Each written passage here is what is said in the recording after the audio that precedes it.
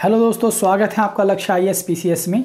जैसा कि दोस्तों मैंने आपसे बताया था कि मैं करंट में जो टॉपिक चल रहे होंगे उन पर वीडियो लाता रहूँगा। तो उसी क्रम में आज अपना जो वीडियो है वो इस समय जैसे आप देख रहे होंगे कि डेमोक्रेसी यानी लोकतंत्र का पर्व चल रहा है। यानी कई स्टेट में जो है आपके पास चुनाव चल रहे हैं और चुनावों को भारत में लोकतंत्र का त्यौहार और एक प्रकार से पर्व माना जाता है। ठीक है नहीं, जैसे उत्तर प्रदेश जो देश का सबसे बड़ा सूबा है उत्तर प्रदेश भी चुनाव में है आपके पास, उत्तराखंड, पंजाब, ठीक है नहीं, गोवा में आपके पास चुनाव हो रहे हैं। तो इस समय जो लोकतंत्र है आपके पास, इस समय लोकतंत्र का जो त्यौहार चल रहा है, तो इसमें आप जैसे न्यूज़ सुनते होंगे या विभिन्न राजनेताओं के भाषण सुनते होंगे जब प्रचार के लिए जाते हैं, तो ये शब्द बड़े सुनने को मिलते हैं हमें। जैसे एक राष्ट्रवाद क्या होता है, राष्ट्र क्या होता है, और एक आपके पास बहुलवाद क्या होता है, या फिर सांप्रदायिक राष्ट्रवाद, ये एक नया वर्ड इमर्ज होकर आया, सांप्रदायिक राष्ट्रवाद। तो ये सारे वर्ड आपको सुनने में मिल जाते होंगे कि नेशन क्या होता है। और ये हमारे मन में एक जिज्ञासा भी होती है कि व्हाट इज द नेशन के बारे में हम ये सोचें कि नेशन क्या है और नेशनलिज्म क्या है, क्योंकि नेशनलिज्म की बहुत बातें होती हैं। हर नेता अपने अपने तरीके से नेशनलिज्म को जो है उसकी परिभाषा देने की कोशिश करता है।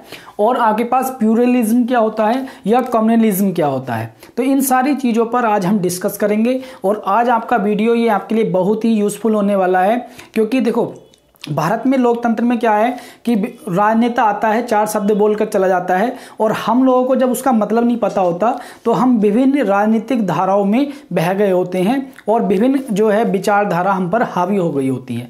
तो हमारा जो निर्णय है वो प्रभावित होता है। तो इसलिए अगर हमें शब्दों का मीनिंग पता है तो हम हर व्यक्ति, अगर कोई व्यक्ति हमसे कह रहा है कि हमारा राष्ट्रवाद ये है कि राष्ट्रवाद ये, तो अगर हमें पता है तो हम उसकी बातों में नहीं आएंगे। तो इसलिए आज का वीडियो आपके लिए बड़े ही महत्वपूर्ण होने वाला है। आपको लास्ट तक वीडियो देखना है और अगर वीडियो पसंद आए, आपको लगे कि हाँ आपको कुछ नॉलेज मिली है, तो चैनल को सब्सक्राइब और वीडियो को लाइक और शेयर जरूर कर देना। ठीक है नहीं। तो आज हम पढ़ेंगे राष्ट्रवाद, राष्ट्र क्या है, नेशन क्या होता है। उसके बाद हम पढ़ेंगे राष्ट्रवाद क्या होता है, बहुलवाद और सांप्रदायिक राष्ट्रवाद। तो अगर मैं नेशन की बात करूं, सबसे पहले हम नेशन को पढ़ेंगे। अगर मैं नेशन की बात करूं, नेशन क्या है, तो अगर मैं एक डेफिनेशन दूं नेशन की, तो नेशन क्या होता है कि एक निश्चित भौगोलिक सीमा के अंदर रहने वाले जो समूह को राष्ट्र कहते हैं। मतलब नेशन क्या है कि एक भौगोलिक सीमा होगी, उसके अंदर विभिन्न समूह रह रहे होंगे, उसको एक कंबाइंड रूप में हम राष्ट्र कहते हैं, नेशन कहते हैं। अगर नेशन के तत्वों की बात करें कि नेशन किस मतलब किन किन तत्वों से मिलकर बनता है, पहचान कैसे हो नेशन की, कोई व्यक्ति मतलब नेशन है कि नहीं है, कोई मतलब राष्ट्र किसे कहेंगे, इसकी पहचान कैसे हो। तो अगर कोई भी राष्ट्र है तो सबसे पहले उसका एक अपना भू क्षेत्र होता है, भूखंड होता है। उसके बाद उसका एक अपना इतिहास होता है। ठीक है नहीं, कि कोई भी आपके पास राष्ट्र होता है तो पहले तो एक भूखंड होना चाहिए, उसके बाद जिसे हम राष्ट्र बोलेंगे, जहां पर जनसंख्या विभिन्न समूह निवास करेंगे, और उनका आपका पास एक साझा इतिहास होता है। जो विभिन्न समूह निवास कर रहे होते हैं उनका इतिहास होता है, उस भूखंड का इतिहास होता है, तो हम उसे राष्ट्र बोलेंगे। और एक साझा विश्वास होता है। साझा विश्वास का मतलब विभिन्न समूह आपस में लगाव के साथ, बिना किसी भेदभाव के साथ प्यार मोहब्बत से रह रहे होते हैं। ठीक है नहीं, एक दूसरे की कल्चर को स्वीकृति प्रदान करते हुए एक दूसरे के साथ जो है विभिन्न बंधुत्व की भावना से रह रहे होते हैं। उसके बाद साझा राजनीतिक आदर्श। साझा राजनीतिक आदर्श यानी कि जो भी आपके पास उस भूखंड में समूह रह रहे होते हैं तो उनके अपने साझा राजनीतिक आदर्श होते हैं। जैसे जो भी समूह रह रहे होते हैं वो लोकतंत्र को मानते हैं, डेमोक्रेसी को मानते हैं, और धर्मनिरपेक्षता को मानते हैं, आपके पास सेकुलरिज्म को मानते हैं, और उदारवाद, ठीक है नहीं, उदारवाद को मानते हैं, ठीक है ना, लिबरलिज्म को मानते हैं आपके पास। तो अगर आपके पास किसी भी इस भूखंड स्टेट को अगर हम राज्य बोलेंगे तो उसका भूखंड होना चाहिए, उसका आपके पास एक इतिहास होना चाहिए, और एक साझा विश्वास यानी कि विभिन्न समूह एक दूसरे के साथ भाईचारे के साथ रह रहे होने चाहिए, और एक राजनीतिक आदर्श, साझा राजनीतिक आदर्श हो, यानी लोकतंत्र, धर्मनिरपेक्षता, उदारवाद, इन पर सभी लोगों की सहमति होनी चाहिए, और एक साझा राजनीतिक पहचान भी होनी चाहिए। साझा राजनीतिक पहचान का मतलब उन सबको आपके पास जिस नेशन में रह रहे हैं आपके पास, तो वहाँ पर विभिन्न त्योहारों को वो मनाने वाले होने चाहिए, एक दूसरे के त्योहारों का रेस्पेक्ट करने वाले होने चाहिए, और एक दूसरे की जो विचारधाराएं हैं और उनका रेस्पेक्ट होने वाला मतलब होना चाहिए उनके अंदर विभिन्न समूह जो रह रहे होते हैं। और आपके पास वो एक मान के चलें कि हमारी एक राजनीतिक पहचान है, हम इस भूखंड के एक मतलब वासी हैं, हम इस भूखंड में रहने वाले लोग हैं जो प्यार मतलब आपसी भाईचारे से रह रहे होते हैं, उनकी अपनी एक राजनीतिक पहचान होनी चाहिए। तो अगर आप किसी को भी नेशन कहोगे तो एक तो समूह का आपके पास विभिन्न समूह रह रहे होते हैं तो हम उसे राष्ट्र बोलेंगे, और उसके अंदर उसका एक भूखंड होना चाहिए, मैंने जैसा कि बताया एक इतिहास होना चाहिए, साझा आपके पास विश्वास होना चाहिए, साझा राजनीतिक मूल्य और आपके पास साझा राजनीतिक पहचान होनी चाहिए। उसके बाद हम एक बड़ा ही वर्ड ये इस समय चुनावों में बहुत चर्चा में है, राष्ट्रवाद। बीजेपी का आप देखते होंगे कि बीजेपी का राष्ट्रवाद अलग है, कांग्रेस का राष्ट्रवाद अलग है, और आपके पास विभिन्न और राजनीतिक दल हैं उनका अपना अपना राष्ट्रवाद है। तो राष्ट्रवाद की पहले हम डेफिनेशन देखते हैं कि राष्ट्रवाद है क्या।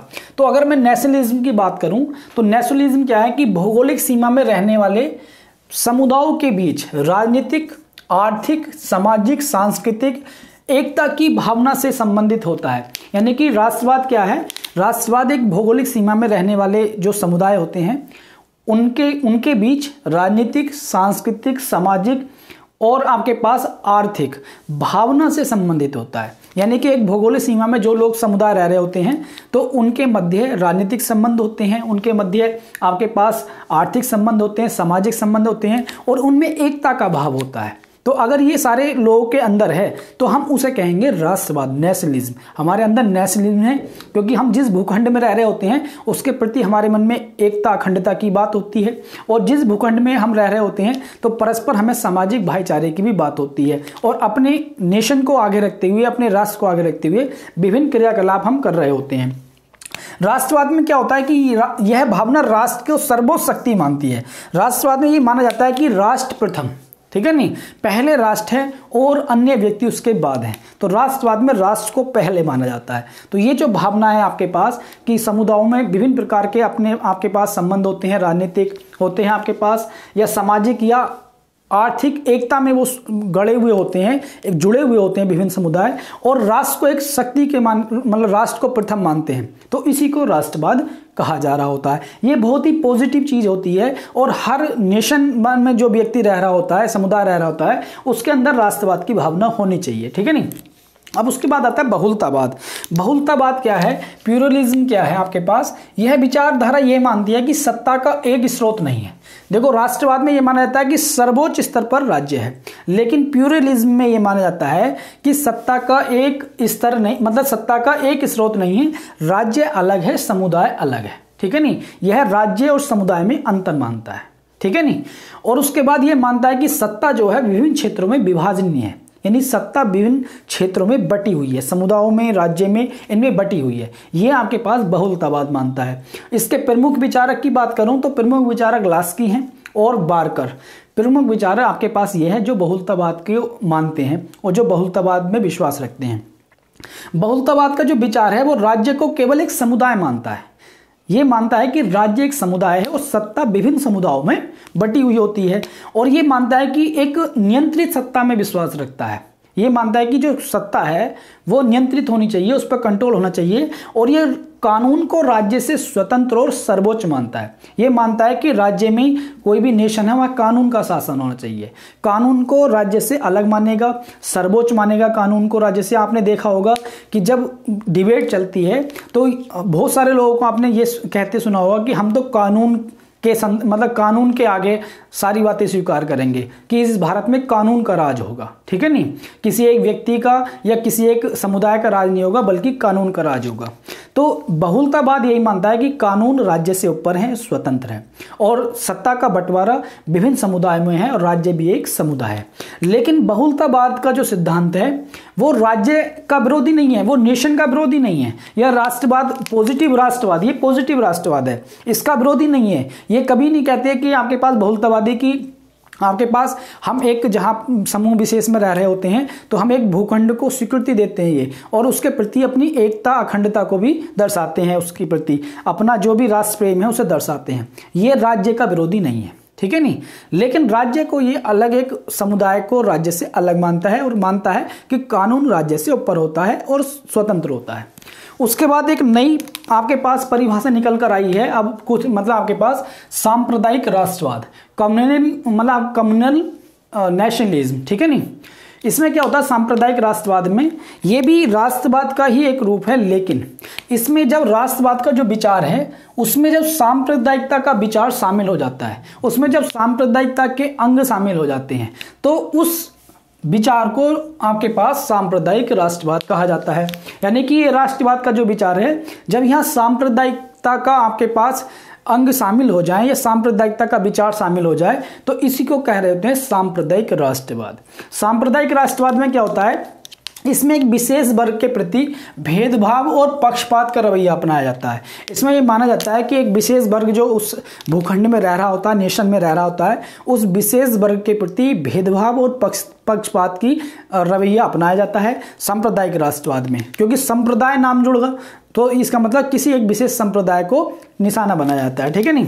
उसके बाद सांप्रदायिक राष्ट्रवाद में देश हित के नाम पर सांप्रदायिकता का एवं पक्षपात को बढ़ावा दिया जाता है। यानी कि सांप्रदायिक राष्ट्रवाद में क्या होता है, नेशन के नाम पर विभिन्न सामाजिक समूहों में या धार्मिक समूहों में सांप्रदायिकता और पक्षपात को बढ़ाने का काम किया जाता है। इनका मतलब राष्ट्रवाद को ऐसे दिखाना है कि एक समूह विशेष का ये राष्ट्रवाद है, ठीक है नहीं। या उसके बाद जैसे हमारे भारत में एक हिंदू राष्ट्र की कल्पना जैसे आ रही है, तो यह बहुत लोग कहते हैं हिंदू राष्ट्र, तो हिंदू राष्ट्र जब नाम के आगे हिंदू राष्ट्र लग जाता है तो यानी आप किसी विशेष वर्ग के संदर्भ में बात कर रहे हो और किसी विशेष वर्ग को नेग्लेक्ट करने की कोशिश कर रहे हो, ठीक है नहीं। तो वो जो राष्ट्रवाद है जो अपने आप को ये मान के चलता है कि हिंदू राष्ट्र होना चाहिए, इस टाइप की बातें होनी चाहिए, या मुस्लिम राष्ट्र होना चाहिए, यानी किसी एक विशेष संप्रदाय को आगे रखकर बाकी अन्य संप्रदाय को पक्षपात और भेदभाव से देखना, ये आपका जो सांप्रदायिक राष्ट्रवाद होता है। और इनका जो सांप्रदायिक राष्ट्रवाद होता है, इसका लक्ष्य क्या होता है, धार्मिक और सामाजिक वर्गों में ध्रुवीकरण करना और तुष्टीकरण करना। मतलब जो विभिन्न वर्गों में ध्रुवीकरण करना, यानी कि एक वर्ग को बताना है कि भाई आप इनसे अलग हो और आपको जो है इस उद्देश्य को लेकर आगे बढ़ना चाहिए। तो वही तुष्टीकरण करना भी इसका एक आपके पास जो सांप्रदायिक राष्ट्रवाद है, तुष्टीकरण भी इसका एक प्रकार है। क्यों, एक विशेष वर्ग को डरा धमका कर कि आप अगर हमें सपोर्ट नहीं करोगे तो ये वर्ग ये कर देगा, या आप खत्म हो जाओगे, या आपको लोग जेलों में डाल देंगे, इस टाइप की बातें तुष्टीकरण की। कुल मिला के जो है वोट बैंक का मसला है कि जो सांप्रदायिक राष्ट्रवाद को बढ़ा रहे होते हैं तो वो क्या काम कर रहे होते हैं, किसी एक विशेष वर्ग को टारगेट कर रहे होते हैं, चाहे वो मुस्लिम सांप्रदायिक राष्ट्रवाद हो या हिंदू सांप्रदायिक राष्ट्रवाद हो, किसी प्रकार का राष्ट्रवाद हो, वो भारतीय लोकतंत्र के लिए या किसी भी लोकतंत्र के लिए नुकसानदेह होता है। क्योंकि राष्ट्रवाद की परिभाषा ये होती है, राष्ट्रवाद में विभिन्न समूह जो है वो एक सामाजिक, राजनीतिक, सांस्कृतिक और एकता को सुनिश्चित करते हुए उस देश के निर्माण में सब लोग अपना योगदान देते हैं और उस देश के लोकतंत्र को मजबूती प्रदान करते हैं, भाईचारे से सब लोग रहते हैं और देश को आगे ले जाने का काम करते हैं। तो देखो, मैंने आपको एक ही वीडियो में कि नेशन के बारे में बताया, नेशनलिज्म के बारे में बताया, प्लूरलिज्म के बारे में बताया, यानी बहुलवाद के बारे में बताया, और सांप्रदायिक राष्ट्रवाद के बारे में बताया। जब कभी भी डिबेट हो या जब कभी भी आपके पास इस टाइप की बातें चलें तो आप हर चीज़ से अवेयर हो। अब आपको जानकारी होगी तो आप क्या काम करोगे, किसी भी राजनीतिक विचारधारा में या किसी भी व्यक्ति की बातों में नहीं आओगे। आप ये समझ जाओगे कि हाँ, ये जो बात कर रहा है इसका राष्ट्रवाद कैसा है। आप अपना निर्णय इंडिपेंडेंट होकर ले सकोगे और यही एक अच्छे लोकतंत्र की, यही एक अच्छे समाज की निशानी भी है। तो दोस्तों, अगर आपको मैंने आपको ये वीडियो में टॉपिक लेकर आया हूँ, इनसे आपको लगा कि आपके ज्ञान में वृद्धि हुई है, तो एक बार चैनल को सब्सक्राइब जरूर करें और वीडियो को लाइक और शेयर करें, ठीक है नहीं। और जैसा मैंने आपसे बताया कि नेक्स्ट वीडियो में भी बहुत अच्छे टॉपिक हम लाते रहेंगे, तो वो अपनी प्रक्रिया चलती रहेगी और धीरे धीरे हम प्री एग्जाम के लिए भी तैयारी के लिए करंट अफेयर्स की क्लासें लाएंगे, ठीक है नहीं। तो अब मिलते हैं नेक्स्ट टॉपिक में, अगले वीडियो में एक नए टॉपिक के साथ। तब तक के लिए धन्यवाद, ध्यान रखिए अपना।